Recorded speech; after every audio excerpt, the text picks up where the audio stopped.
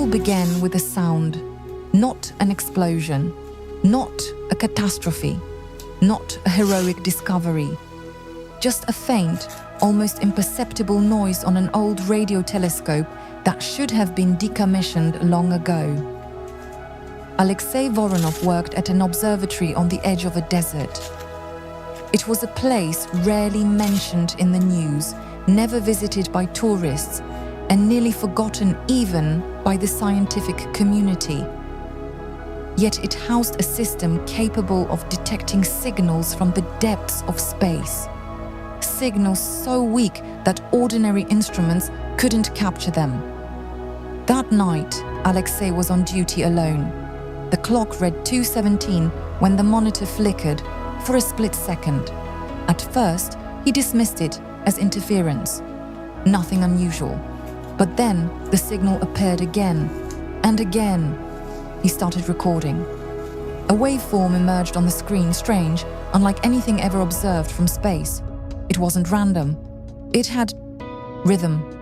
Alexei leaned closer. "No," he whispered.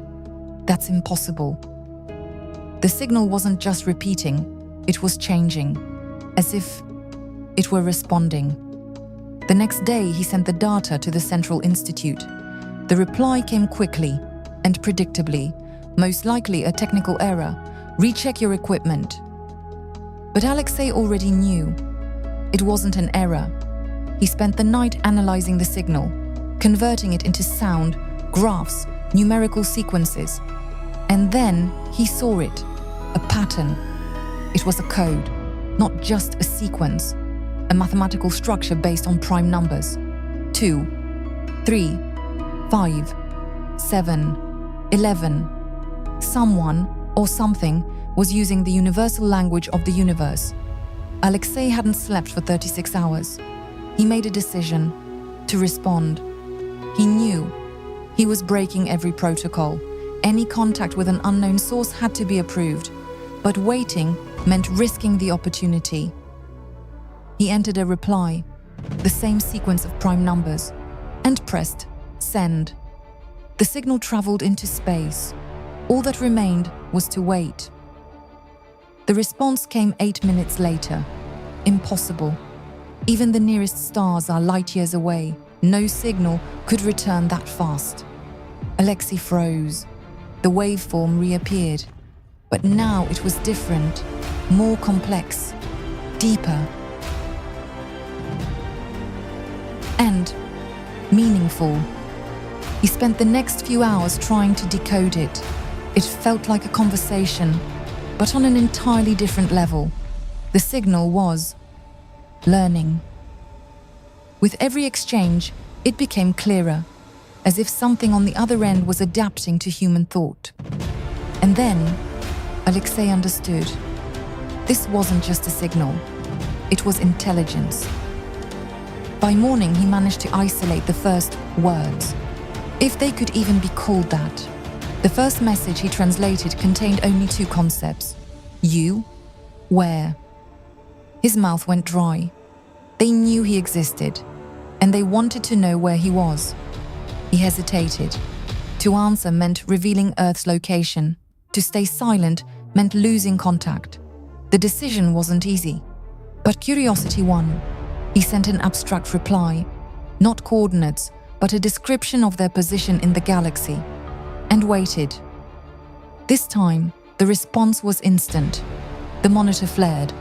The signal had changed again, denser, sharper, more aggressive. Then the system failed. Every screen in the observatory went dark. Seconds later, they turned back on, but no longer under Alexei's control. An image appeared, black space, and within it, a point, tiny, barely visible, moving, slow at first, then faster. And Alexei realized this wasn't a recording. This was happening now. The point was growing. Every second, every millisecond, it was getting closer, at an impossible speed.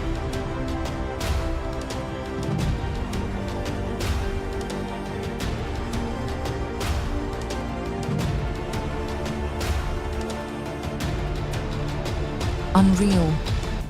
Alexei staggered back. "No," he whispered. But the system no longer obeyed him. The signal kept coming. Then a new message appeared. This time no code, no numbers, direct, clear. In Russian, "We see you." His heart pounded so hard he could barely breathe. "How?" He couldn't finish. The screen changed again. Now it showed the observatory, his observatory, from the outside, as if something were watching it from the sky. The view slowly zoomed in. A window, a room, and him, standing in front of the screen. Alexei recoiled and turned around. Outside, darkness, no lights, no objects in the sky, nothing. The screen flickered again. A new message. "We are already here." At that moment, the power went out. Completely. Silence became absolute. Even the machines stopped humming. Alexei was alone, in the dark. Then he heard it. A sound, soft at first, like a whisper, but it came from nowhere. It was everywhere, and inside him. "Alexei!" He froze.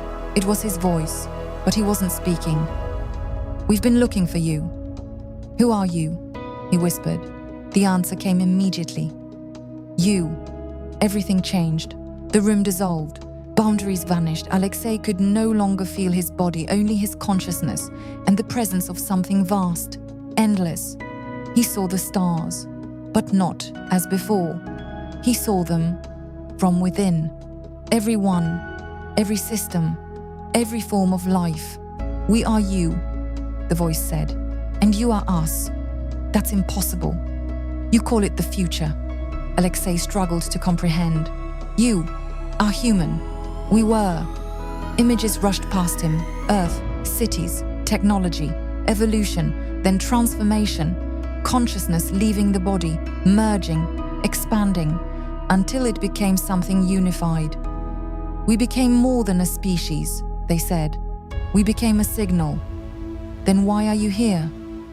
The answer was simple. To begin. Alexei didn't understand. "You already exist."